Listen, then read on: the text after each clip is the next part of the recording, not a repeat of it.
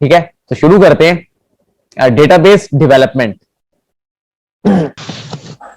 Simple simple सी बातें हैं इसमें, अभी कोई ज्यादा लंबा चौड़ा मसला नहीं है। ठीक है, सादी सादी सी चीजें, और कल से इंशाल्लाह प्रैक्टिकल्स करेंगे तो प्रैक्टिकल्स में आपको नजर आएगा कि हम क्या कर रहे हैं। ठीक है, databases are developed to provide facilities to store, manage and retrieve information in an organized way. Database किस लिए यूज होती है? Database are developed to provide facilities to store. हम क्या करते हैं, डेटाबेस में डेटा होता है और डेटा को हम क्या करेंगे, स्टोर करेंगे। तो डेटाबेस का फर्स्ट जो हमारे पास फंक्शन है वो यही है कि डेटाबेस के जरिए हम डेटा जो है वो स्टोर करते हैं।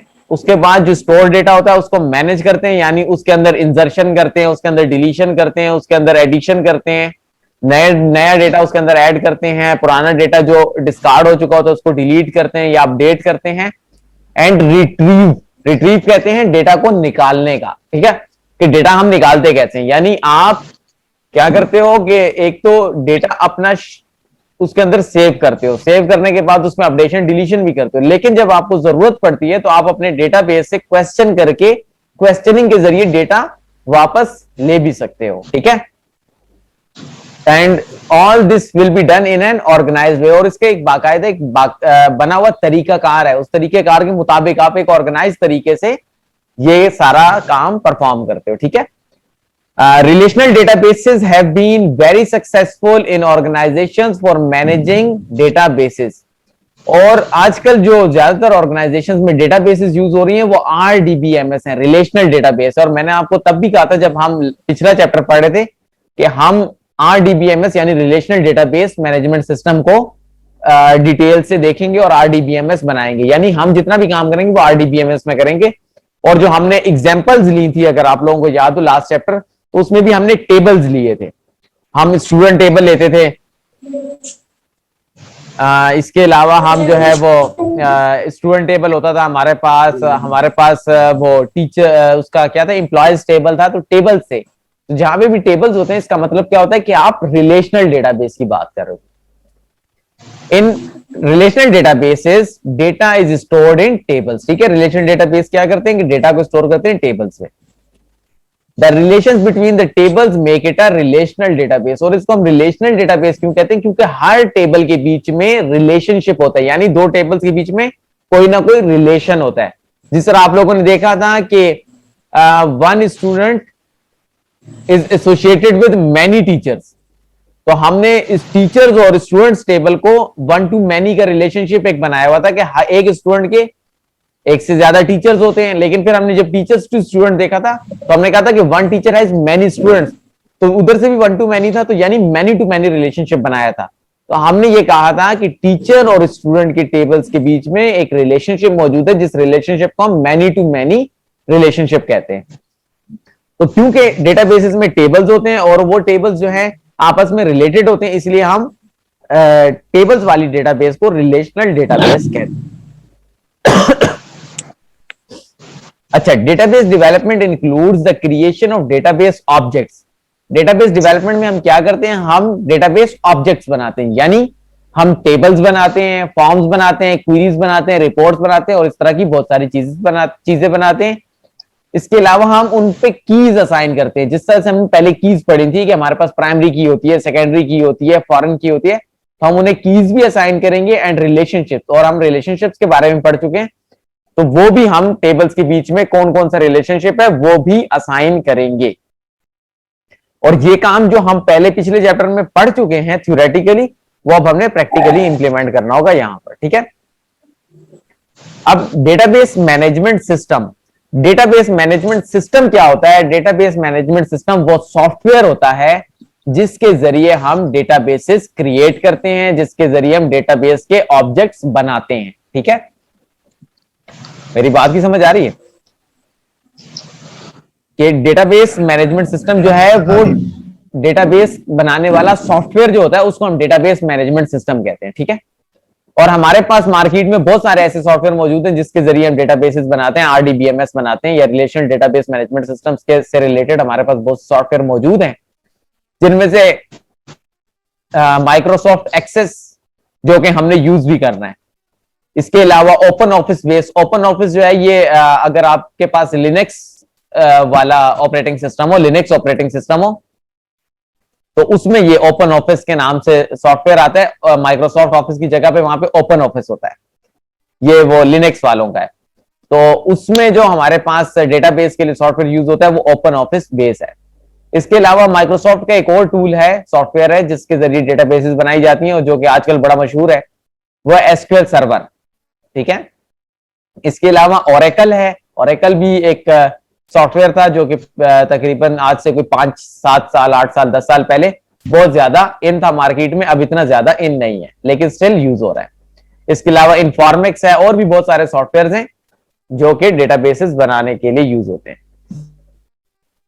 अब हम इन सॉफ्टवेयर्स को देख लेते हैं थोड़ा थोड़ा करके कि ये कौन कौन से सॉफ्टवेयर मार्केट में अवेलेबल हैं और कौन कौन से यूज होते हैं। सबसे पहले ओपन ऑफिस बेस है।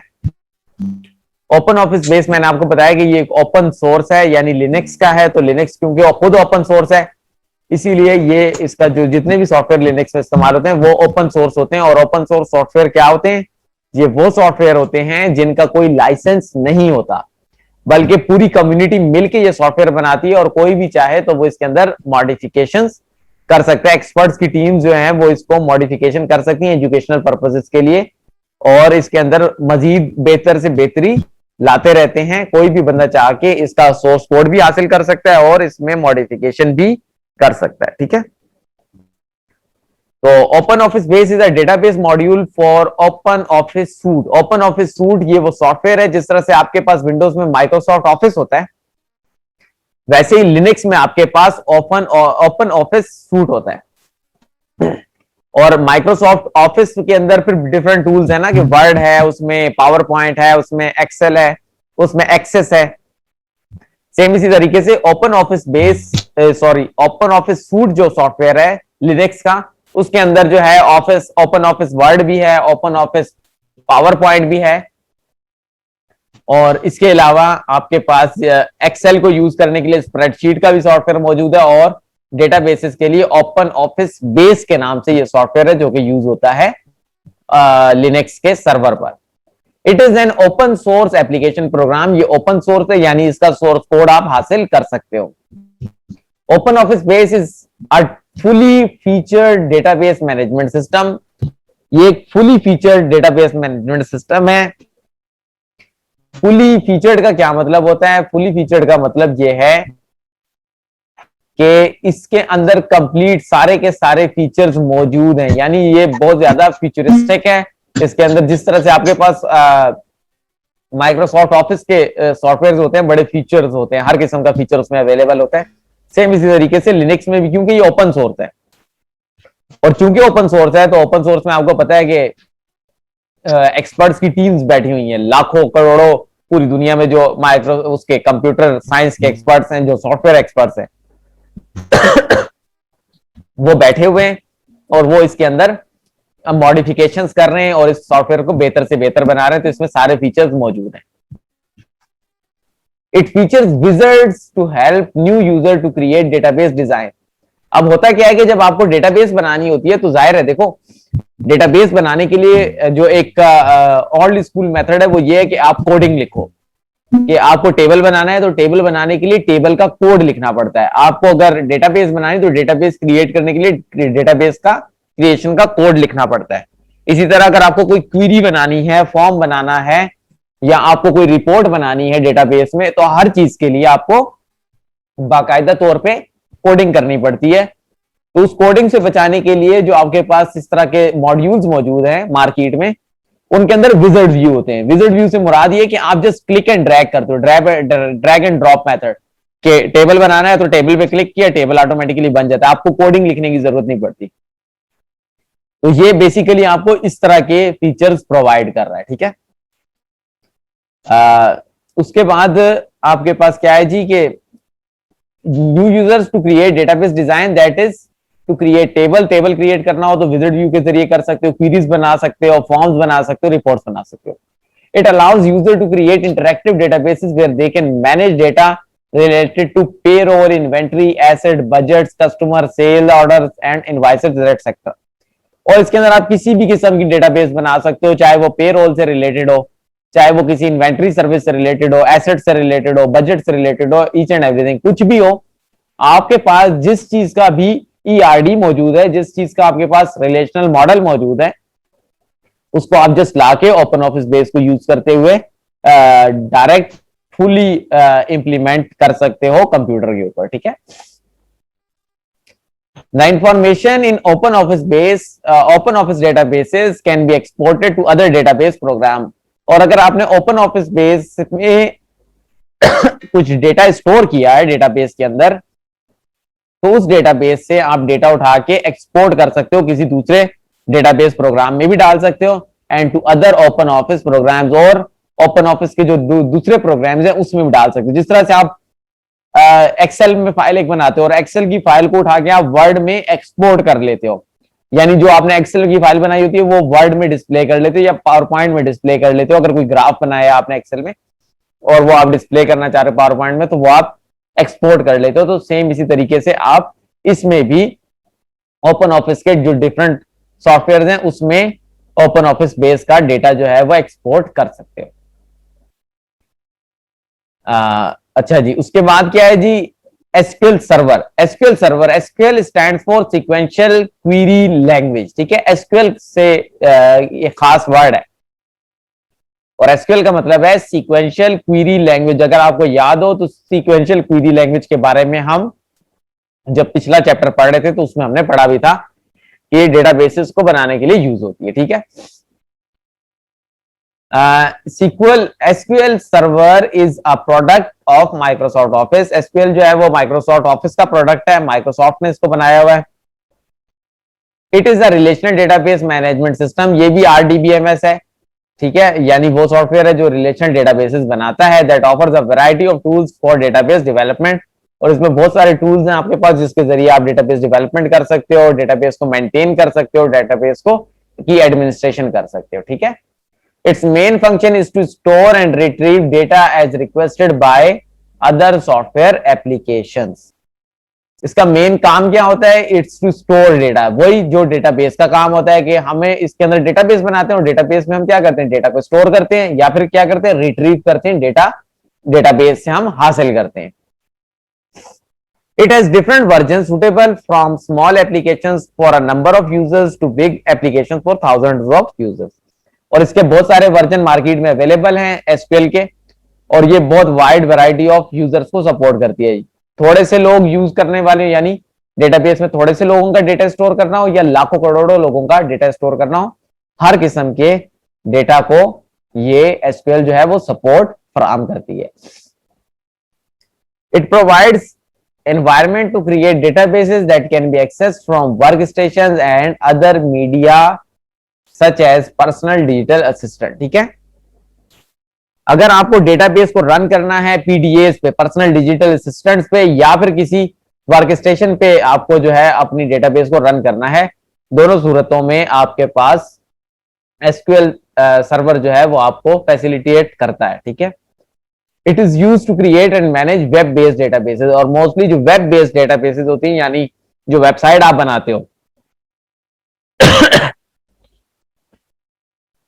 सॉरी आप वेबसाइट बनाते हो तो वेबसाइट के अंदर आपको पता है कि बहुत सारे लोग आते हैं, अपना डेटा इंटर करते हैं, आपकी वेबसाइट में स्टोर इंफॉर्मेशन स्टोर होती है, तो वो सारा जो इन एंड आउट हो रहा होता है डेटा का, वो जाहिर है उसके पीछे कोई ना कोई डेटाबेस होती है। यानी हर वेबसाइट को सपोर्ट करने के लिए आपके पास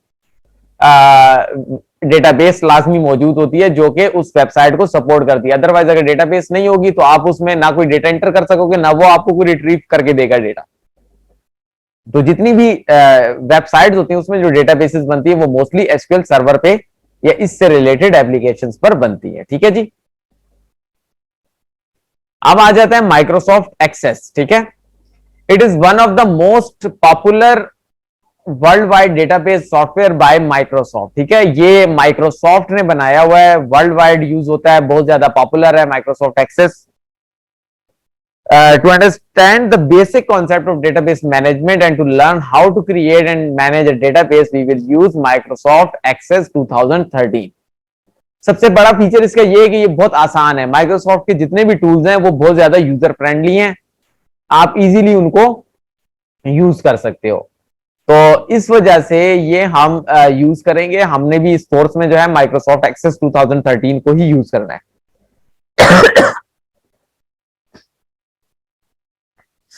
एक्चुअली मेरे पास तो इस वक्त माइक्रोसॉफ्ट एक्सेस 2013 नहीं है, बल्कि मेरे पास इससे लेटेस्ट वर्जन है 2016 है। लेकिन आपको 2013 जो है वो इंटरनेट पे फ्री में अवेलेबल है, तो आप जो है इंटरनेट से माइक्रोसॉफ्ट एक्सेस 2013 ले लो। अगर इवन आपके पास 2013 नहीं है, 2007 है किसी के पास, अगर किसी के पास 2011 है, 2010 आई थिंक 10 आया था, 7 आया था, 13 था, फिर 16 था, तो या किसी के पास 16 है या किसी के पास 19 है, वट एवर कोई भी वर्जन हो इसका, लेकिन आप लोगों ने अपने सिस्टम्स में माइक्रोसॉफ्ट एक्सेस, आप सिंपली करोगे क्या, आप माइक्रोसॉफ्ट ऑफिस, एमएस ऑफिस की सीडी ले लो बाजार से और वो जो है अपने कंप्यूटर में इंस्टॉल कर दो, तो ऑटोमेटिकली उसके अंदर आपके पास वर्ड भी आ जाएगा, पावर पॉइंट भी आ जाएगा, एक्सेल भी आ जाएगा, एक्सेस भी आ जाएगा। तो हमने जो यूज करना है वो माइक्रोसॉफ्ट एक्सेस 2013।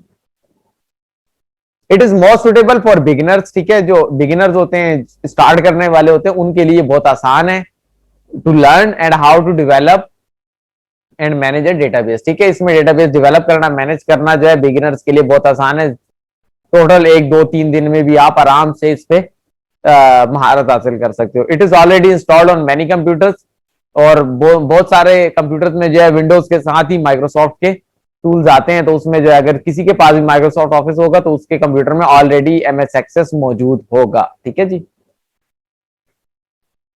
तो अब मैं आपको कोशिश करता हूं कि दिखा देता हूं माइक्रोसॉफ्ट एक्सेस का टूल है क्या। ठीक है, हाँ जी, समझ आ रही है? आ रही है सर। अच्छा, अभी ऐसा है कि मैं आप लोगों को ना दिखा देता हूं जो टूल आप लोगों ने यूज करना है। ठीक है, तो कल से इंशाल्लाह हम बाकायदा प्रैक्टिकल जब स्टार्ट कर लेंगे, तो उसी में ही साथ साथ आप लोगों को ना जो कोई कॉन्सेप्ट आप लोगों का मिसिंग होगा पिछले चैप्टर का, मैं बीच बीच में पिछले चैप्टर का रिव्यू भी देता जाऊंगा, और आपको ना इस चैप्टर में भी जो आप लोगों के वर्किंग होगी लिखने वाली, यानी जो आपके पढ़ाई से या क्वेश्चन से रिलेटेड होगा, वो जितने भी टॉपिक्स बीच में आते जाएंगे वो मैं आपको समझाता भी जाऊंगा। और उसके बाद हमने करने रोजाना के हिसाब से प्रैक्टिकल्स ही हैं। या इसमें आपके पास एक मैं स्क्रीन शेयर करता हूं ताकि आपको नजर आ जाए एमएस एक्सेस की इन्वायरमेंट कैसी होती है। ठीक है, ये आपको अब नजर आ रही होगी स्क्रीन।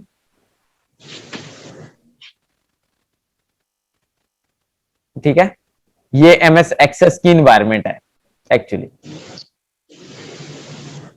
और इसमें जो है आप टेबल्स भी बना सकते, मतलब ये डेटाबेस के लिए जो हम सॉफ्टवेयर यूज करते हैं एमएस एक्सेस, ये उसकी इन्वायरमेंट है, आपके सामने है।